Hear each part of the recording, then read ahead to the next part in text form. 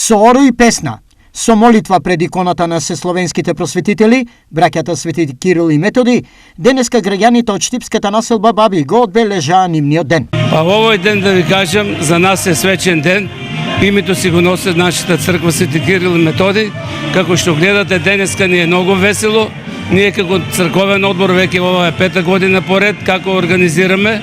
Двегодишната пандемија не остави лузна во надежта црквата посветена ним, а се гради безмалку 24 години, да добие во годините што доаѓаат свој завршеток. За сега на сметка имаме околу 150.000 денари и рачунаме на денешни ден на Свети Кирил и Методи да пристигнат још 150.000 денари, да почне и главната купола завршно.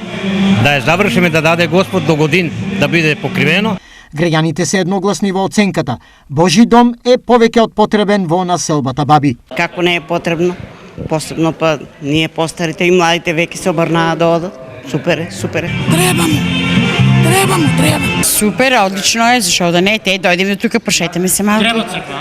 Па треба себе, до сега требаше да ја направат. Прави се многу години. Па сега, што е тоа? Од народ за народ. Да се направи, сакаме да се јави на владиката да ни помогне малку.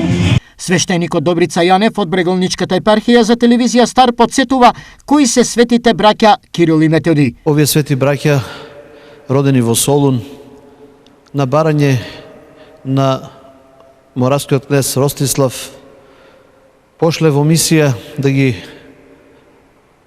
образуваат и научат сите словенски родови, па така светите браќа Кирил и Методи, составувајќи првата словенска азбука, ги покажале патот на светлината кон Бога и кон Царството Небесно на словенските народи, и затоа и до ден денес ги прославуваме како се словенски просветители и учители. Едно од другите приголеми придобивки на се словенските просветители е фактот што тие успеале да го убедат папата дека Божјата реч не треба само да се приповеда на дотогаш востановените старогрчки, еврејски и латински. Но секој народ треба да го проповеда Божјото слово на својот јазик и на своето писмо.